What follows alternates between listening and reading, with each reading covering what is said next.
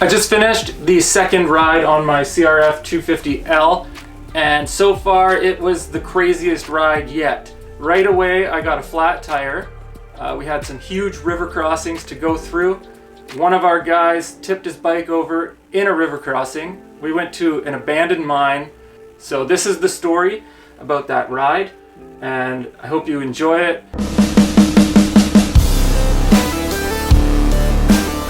I was cruising through downtown Sudbury at about 8:30 in the morning, and by the time I got out into farm country, it was still like 2 or 3 degrees Celsius, so there was frost all over the place. Cruising along, looking at the whatever's growing out in those fields. I don't know, I'm not a farmer. Along the way, I met up with the WR250.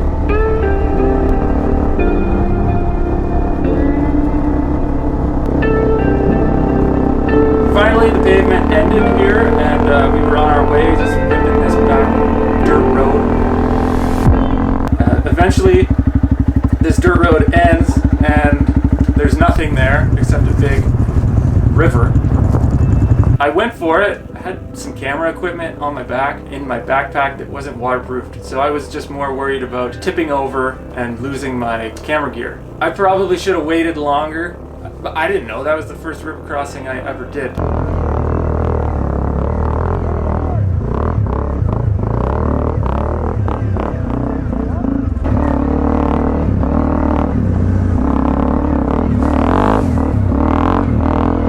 The trail went up into this giant sand pit.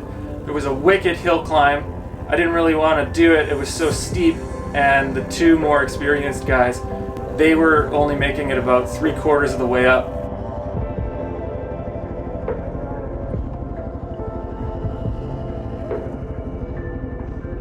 Me and another guy go around the back of the sand pit. We get to the top and kind of just chill.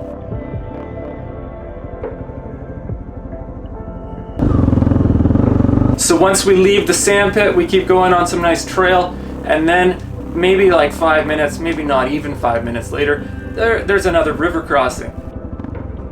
Yeah, we're better off here.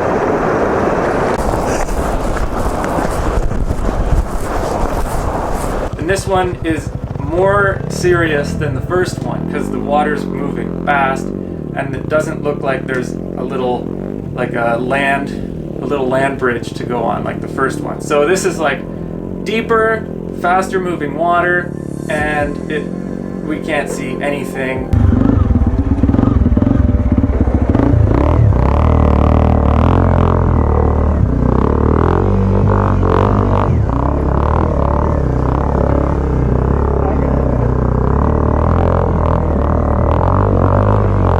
Man, I'm a beginner on this thing, right? So it takes me a little bit of time to warm up, and with the first, there's like a tiny technical section on the trail, and I saw a line on the edge. It was not trail. And there ended up being a pretty sharp rock cut on that line. Got moving forward a bit, and I realized the front tire was extra squishy. So it turns out I have a flat tire now. We prop up the bike on some logs, and then we take the tire off. We get in there. I actually ripped the valve stem from the tire, so the patch kits were no good. So these guys, they go back to they cross the two rivers again. They go back to their car. They drive their car back to their house. They go get tubes, and then the guys come back. It's 12 o'clock. Fix the tire, put some air in it. It's good to go, and we are rolling again. And like the whole time, I'm so bummed out because I've never ridden with these guys before, and I'm causing like a 2-hour roadblock, right? So they assure me everything's okay. It's part of the experience, right? So I kind of understand, but I still feel terrible. So that put me on edge for the rest of the ride, but that doesn't even matter. But so that's 2 river crossings and a flat tire, and we're now cruising down the trail, having a blast. My bike's running good.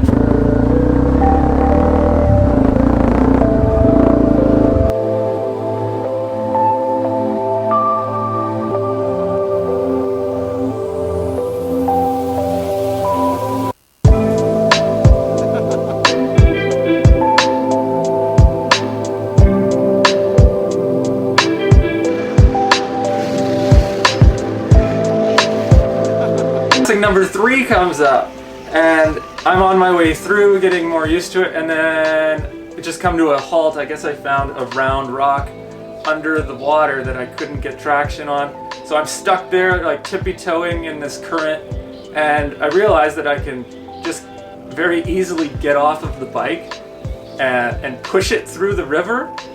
So I don't know if this is good that I've learned that I can do this, because I end up doing it the rest of the way. I keep, every time there's a river crossing, I just kind of putt through, hop off the bike, and then push it through. So it's like, it felt safer for me. It was wet and crappy, but I wasn't gonna fall over, and I didn't want to tip my bike over in these rivers.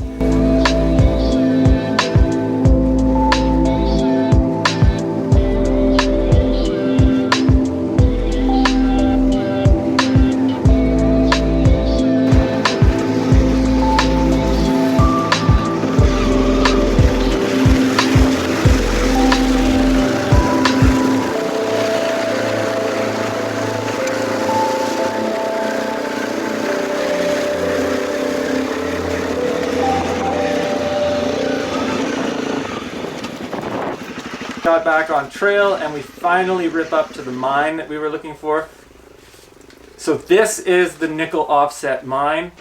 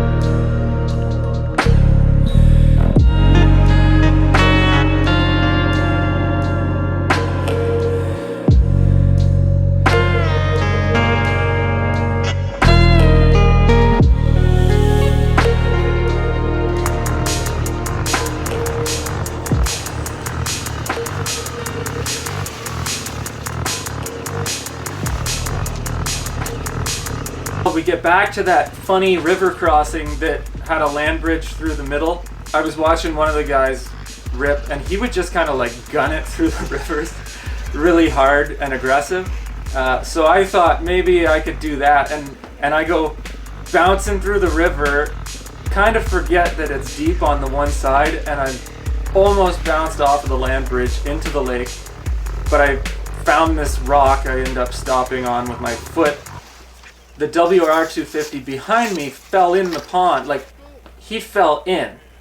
So his bike is stalled, he's in the middle of the puddle, so we all run into the puddle and pull his bike out. It's nice to have some people that are super experienced. They tear the bike right apart.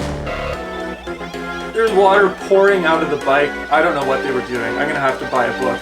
Roadside, this trail side repair that was like an engine malfunction took less time than our tube that was just an easy fix. For me to see that, this is the kind of stuff that I see on YouTube of people that are crossing the country, like going across the world. This is probably the most exciting ride I'm ever gonna have, unless this kind of stuff happens all the time with these guys and I get invited back. Push the starter, hold it for a couple seconds, and the bike starts up.